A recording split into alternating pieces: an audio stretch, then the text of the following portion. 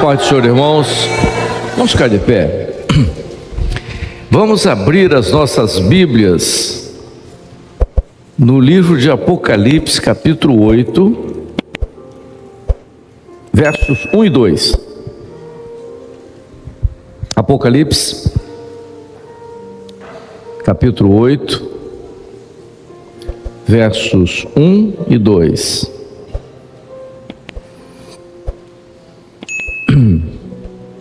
E havendo aberto o sétimo selo, fez-se silêncio no céu por quase meia hora. E vi 7 anjos que estavam diante de Deus, e foram-lhe dadas 7 trombetas. Pode sentar, irmãos.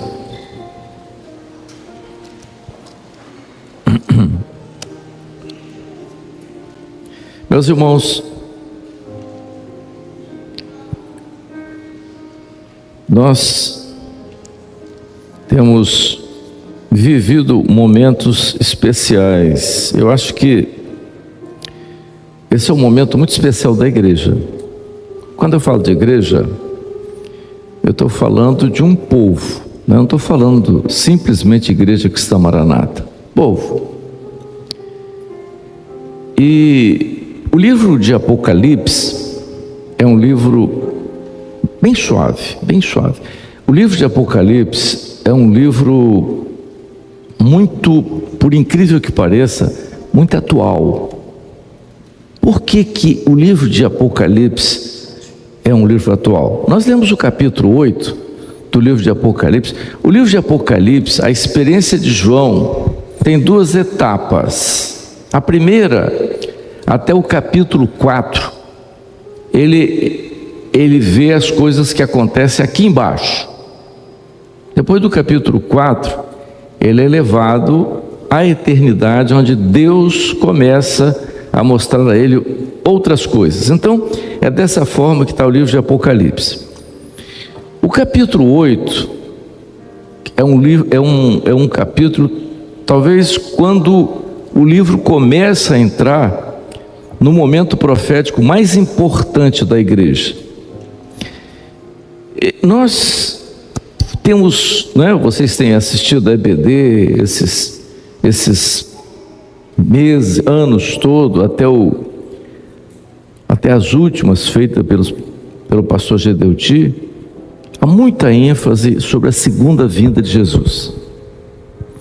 O capítulo 8 mostra uma cena onde João viu o trono de Deus. Vamos para vocês entenderem o que ele viu. Ele está descrevendo aqui o que ele viu. Ele viu, ele foi levado aos céus. Então, o que ele viu? Ele viu o trono de Deus. Diante do trono, em frente ao trono, tinha um altar, tinha um incensário com brasas vivas. E em frente a esse altar, tinham 7 anjos, e cada anjo tinha uma trombeta. Nesse momento que ele tem essa visão, ele percebe que houve um silêncio nos céus. Ele descreve um silêncio, ele coloca aqui de quase meia hora. Não sei se é o tempo cronológico, mas um momento que ele vê um silêncio. Naquele momento desse silêncio, ele viu que as orações eram colocadas diante do incensário, e um anjo pegava brasas do altar e jogavam sobre a terra. E haviam muitos movimentos. E naquele momento, cada anjo, um após outro, começava a tocar as suas trombetas. Muito bem, essa é a cena que João viu. Aí você diz assim: bom, mas isso está na Bíblia há 2000 anos? Tá, há 2000 anos. Desde o primeiro século. O cânon cristão tem 2000 anos. Não, mas por que vocês estão dando ênfase a isso agora? Prestem atenção. Quem assiste os nossos seminários, tem um assunto que nós damos com frequência, que chama que nós chamamos marcadores proféticos. Então, para quem assiste e gosta de entender e gosta de didática, né? Eu gosto de didática. Por que eu gosto de didática? Porque eu fui professor, por incrível que pareça, durante um período da minha vida eu fui professor também.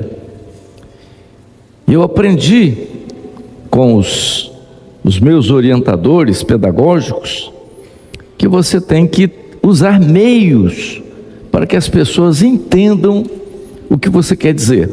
E para quem não sabe, o pai da didática moderna foi um bispo da Moldávia, que criou uma didática moderna para ensinar o Evangelho. Incrível, né? Pois é, foi ele mesmo. Vejam só. Então, quando nós usamos essa expressão marcadores proféticos, o que nós queremos ensinar e fazer você entender? Veja, vamos pegar um exemplo típico dentro da medicina. Quando você vai ao médico, se você tem uma doença grave, vamos pegar um caso assim, câncer, né? Eu me lembro da viu, Raquel, na minha mocidade, mamãe não deixava falar essa palavra. Não fala essa palavra, que é muito feia. Não podia falar para câncer, não podia falar que todo mundo tremia de medo. Não, câncer tem cura. Tem. Depende do tempo que você faz o diagnóstico. Se você fizer o diagnóstico no tempo hábil, tem cura. Câncer de mama, na mulher, né? Os cânceres que às vezes assolam as mulheres, no homem também, depende do momento. Mas quando você faz o diagnóstico de câncer, quando o médico faz o diagnóstico de câncer, a primeira coisa que ele começa a fazer, isso hoje modernamente, são os marcadores tumorais. Já ouviram falar? Né? Já ouviram falar. O que são os marcadores tumorais? Os marcadores tumorais são sinais que você vai captar, né, lá no exame de sangue, para dizer em que estágio o câncer está. Né? Se você tem um estadiamento 0 a 1, provavelmente esse câncer tem cura. Seja câncer de útero, colo de útero, seja câncer de mama, seja câncer de colo de intestino, ou outro qualquer câncer, esse estadiamento é um estadiamento bom, de 0 a 1. Então, para o médico, isso é bom, que vai orientar como ele vai tratar e tudo mais. O marcador oncológico diz para ele em que tempo está aquele tumor. Estadiamento 4, 5, prognóstico péssimo. Já deve ter metástase, né, em vários lugares. Então, realmente você já avisa a família: olha, infelizmente o quadro está avançado, né, não tem mais jeito. Então, isso chama os marcadores oncológicos. Vamos pegar isso e botar dentro da Bíblia. Então, vamos lá. O que a Bíblia fala sobre um tempo diferente lá de 2000 anos atrás, diferente do tempo de Lutero, quando traduziu a Bíblia? Vamos então ver dentro da Bíblia, analisar esses marcadores proféticos que estão dentro da Bíblia. Vamos olhar. Então vejam, os discípulos lá no sermão profético perguntam a Jesus: mestre, o senhor diz que o senhor vai voltar, mas quando o senhor vai voltar? Quais os sinais que o senhor nos apresenta de que o senhor está perto de voltar? Aí ele começa a citar os marcadores.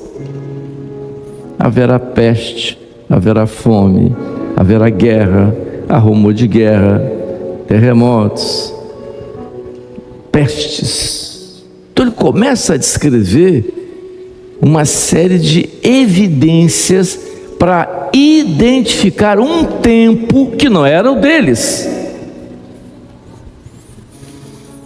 Então nós, quando olhamos para os nossos dias, nós vamos ver Um dos sinais que Jesus falou foi a figueira vai brotar. O que é a figueira? A figueira é tipo de Israel. Em 1948, Israel se torna Estado. É o primeiro marcador profético da Bíblia. Depois vem peste, fome. Todo mundo viu aqui 2020. O que aconteceu?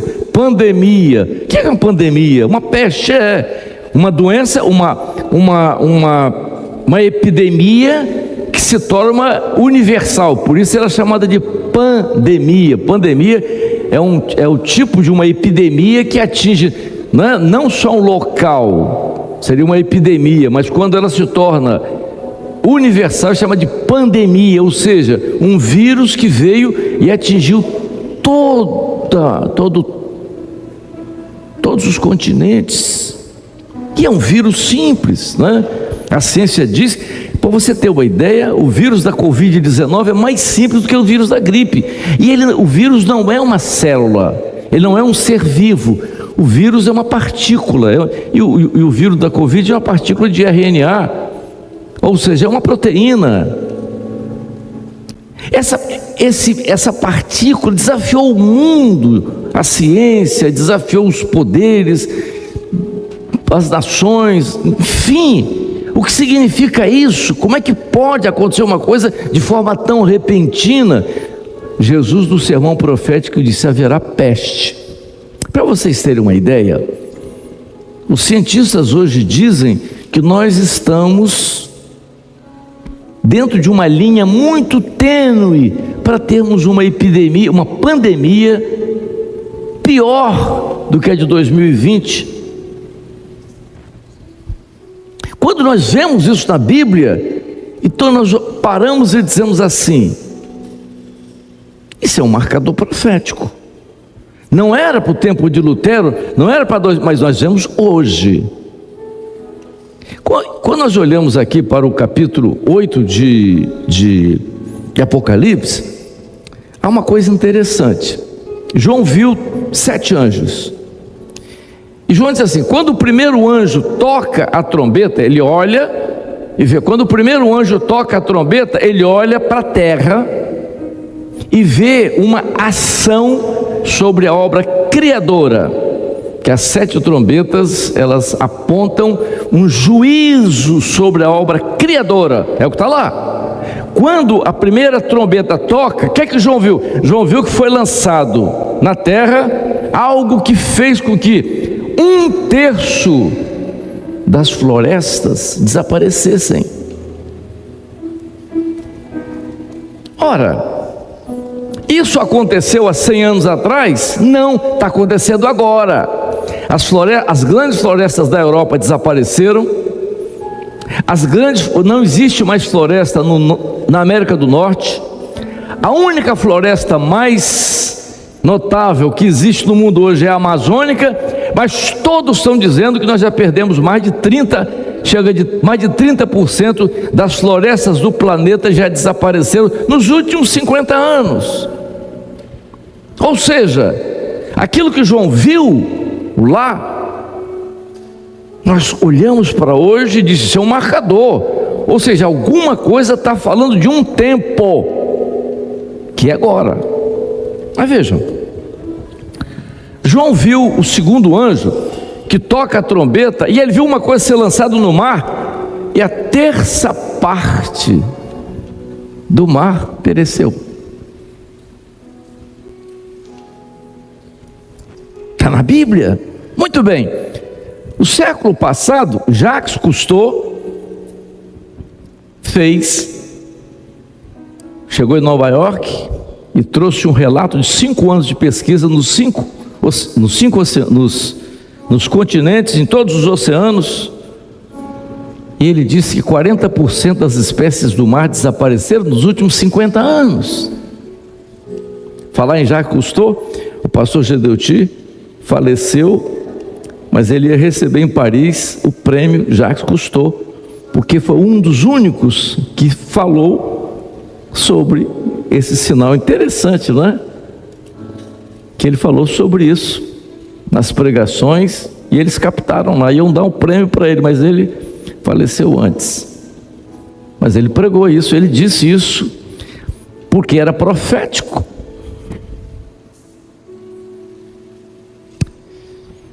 João viu o terceiro anjo. O terceiro anjo toca a sua trombeta. Quando ele toca a trombeta, ele diz assim: eu vi os mananciais de água se tornarem poluídos.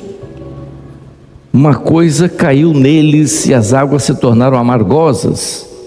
Poluição dos rios, dos mares. Ora, o Tâmisa na Inglaterra já praticamente não tem vida, não tem fauna. O Sena na França, os grandes rios da Europa, aqui em São Paulo o Tietê está morto. Se fala dos mananciais de água, se fala isso hoje no mundo inteiro. Ora, será que João viu isso? Então, quando nós olhamos para a Bíblia, aí nós dizemos assim: são marcadores, são identificações de um tempo, que não era no tempo de Lutero, que não era no tempo dos irmãos Wesley, lá no século XIX, do o grande avivamento da Europa, os grandes avivamentos na América do Norte, China, Índia e tanto. Não, chega nos nossos dias, nós vemos isso. Tem uma coisa que está acontecendo. Então, quando nós olhamos para a Bíblia, e Jesus disse aos seus discípulos: quando estas coisas acontecerem, olhai para o alto, porque a vossa redenção está próxima. Olhar para o alto é o quê? Ficar em casa na janela ficando olhando para cima? É isso? Vai ficar andando em casa. Olha, Jesus disse que ia ficar olhando para o alto agora e esperar. Não. É passar a olhar para as coisas que são eternas. Tem muita gente olhando para baixo. E tem muito pastor, ele já vem ele falar mal dos outros. Não fala mal dos outros, não fala mal de nós.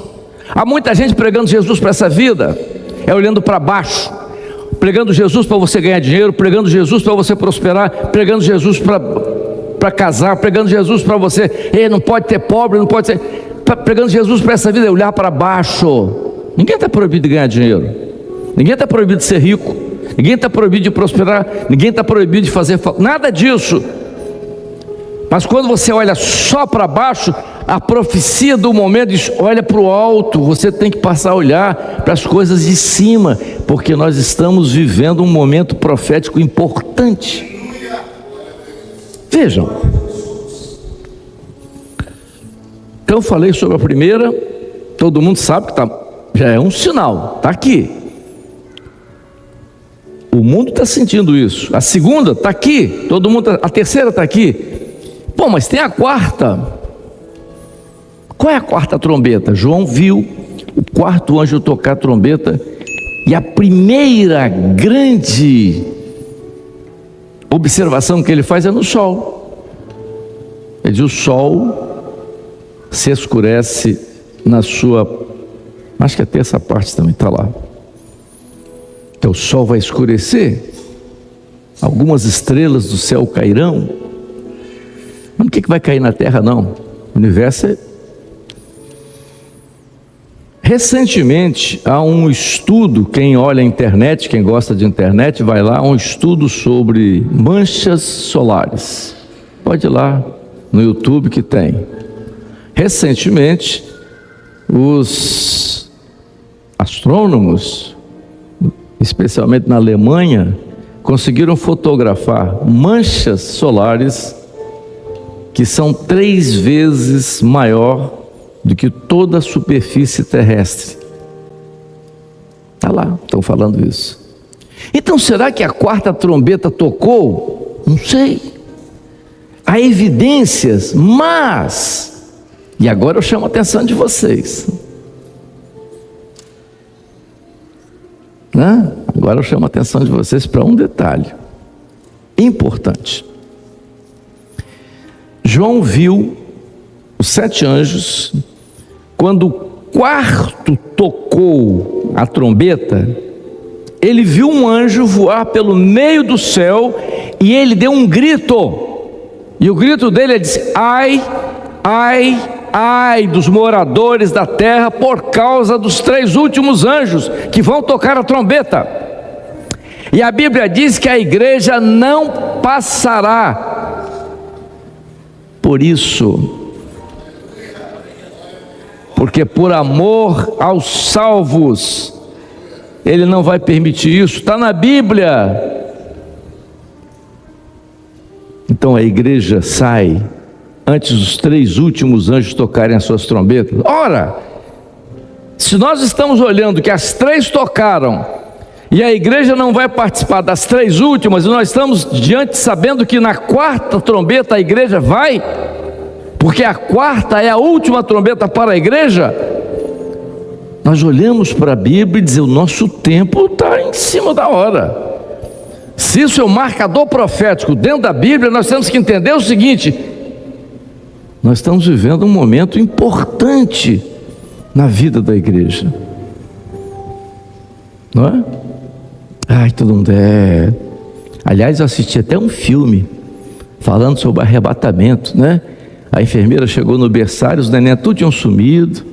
Uma enfermeira tinha sumido, outra tinha ficado. A mãe, não sei o que lá, o piloto foi embora, o avião foi desgovernado. Meus irmãos, olha só.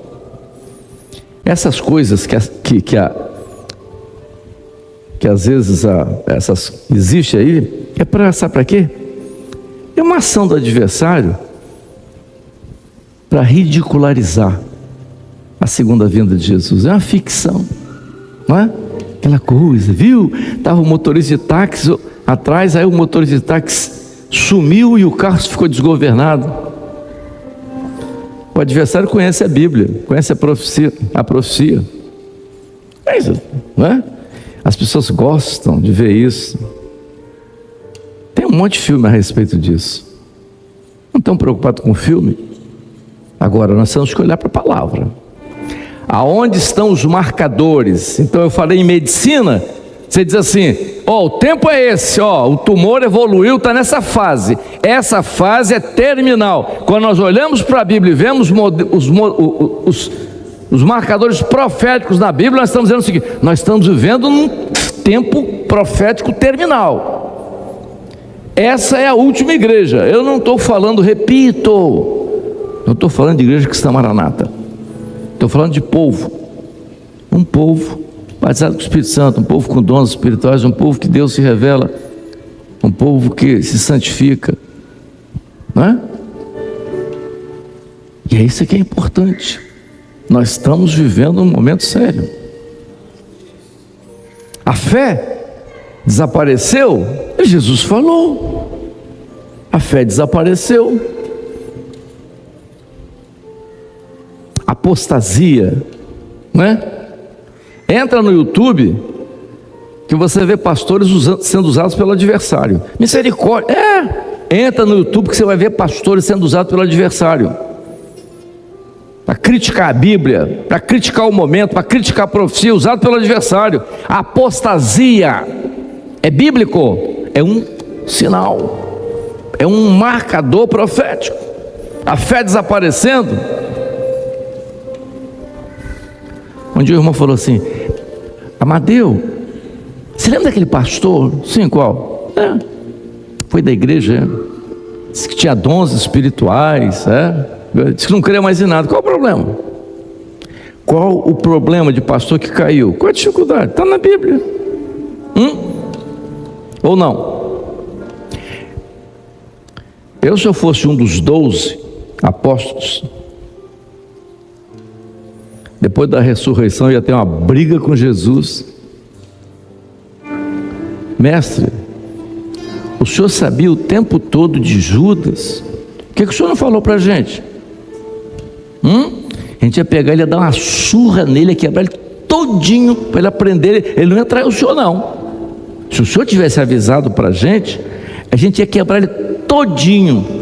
Fazer igual o pessoal faz hoje no sábado. Tem um negócio de sábado que o pessoal pendura um Judas aí, quebra. Eles iam fazer isso, os 11 iam fazer isso com ele, com Judas. E Jesus não falou. E Judas estava lá. Meus irmãos, o que é profético não é invalidado. Deus tem um programa, Ele segue o seu programa, arrisca. Nós temos que estar atentos com aquilo que a palavra fala, com aquilo que a palavra ensina, porque a palavra é verdade. Conhecereis a verdade, virou até frase de político, né? Conhecereis a verdade vos libertará. Mas não é essa verdade não, essa aqui é outra. A verdade está na palavra, ela é clara, é evidente. Nós temos que estar atento para esse momento. Em casa, na nossa luta diária, a ação do adversário nessa hora é para destruir a fé. Sabia? Por quê? Porque sem fé é impossível agradar a Deus. Como é que você vai? O toque da trombeta você vai ouvir, mas sem fé? Não é? Aí você ouve lá. A ação do adversário para destruir a fé. E por isso, na carta aos Efésios, Paulo ensina a usar o escudo da fé para apagar todos os dardos malignos que são para atingir o quê? A mente. Não é? Você viu aquele negócio que estava na internet? O que houve? Sei lá, tem um monte de coisa aí sobre Cristo, sobre isso. Pois é mesmo. Não, vai dando ouvido a isso aí. É a ação profética do momento. A igreja, nessa hora, ela tem que estar totalmente atenta a esse momento, a situação do mundo que aí está, a luta que se trava hoje. Sabe por quê? Porque o cristianismo, ninguém está preocupado com isso. Todo mundo está querendo Jesus para essa vida. E Jesus para essa vida é fácil. Só não é fácil Jesus para a vida eterna. Não é? Você já pensou? Tem as igrejas, você vê igrejas grandes, aquela coisa toda, luz que acende, apaga, a turma grita, pula, sapateia, aquela coisa toda. Tem no YouTube está cheio disso aí, né? Sabe por quê? Porque se eu fosse jovem hoje, tivesse 20 anos, né? Eu não ia querer que Jesus voltasse agora, não. Primeiro que esse pessoal não tem santificação, pode gozar o mundo. Você já pensou a gente gozar o mundo e depois ir para o céu? Coisa maravilhosa. A religião dessa aqui eu queria também, né? O mundo, aquela coisa toda, pecado, miséria, tudo, vai para a igreja, bate pau, viva Jesus, e lá no mundo, miséria, aquela coisa toda, e viva Jesus e depois vai para o céu. Coisa maravilhosa, né? Mas não é assim não. A Bíblia diz que sem santificação ninguém verá a Deus. Não sou eu quem diz é a Bíblia. O que é santificação? É ser santo. Ah, ser santo, mas só depois que morre? Não. Não é isso que a Bíblia ensina. Você é santo agora, quando você está vivo, porque morre não. Sede santo, porque o vosso Pai é santo. Meus irmãos, a igreja tem que entender esse momento e aquilo que Jesus ensinou. Quando isso acontecer, os sinais estão aí, os marcadores de um tempo, e o tempo é esse. Olha na Bíblia, toda a Bíblia aponta para um tempo. Que tempo? O tempo é esse agora. As evidências estão aí, o mundo está aí, tudo isso, porque Jesus vai voltar. Amém? Ah, mas vai ser amanhã? Não sei. Pode ser daqui a uma semana? Não sei. Eu só sei uma coisa. Quando a minha primeira filha foi casar, aquele mês todinho eu orei para Jesus voltar. Naquele mês, ele tem que voltar nesse mês. Mas Jesus não voltou e ela casou. Fiquei muito aborrecido. Aí foi casar a segunda, novamente o clamor, volta. Nesse mês, não voltou, casou a segunda. Eu falei, bom, agora sobra a terceira, vamos ver se Jesus me atende, né? Não me atendeu, casou a terceira. Eu estou na dificuldade, porque eu queria que Jesus voltasse logo, né? Mas não sei se vai ser hoje, vai ser amanhã, daqui a um mês, um ano, mas está perto. A contagem regressiva começou. Amém?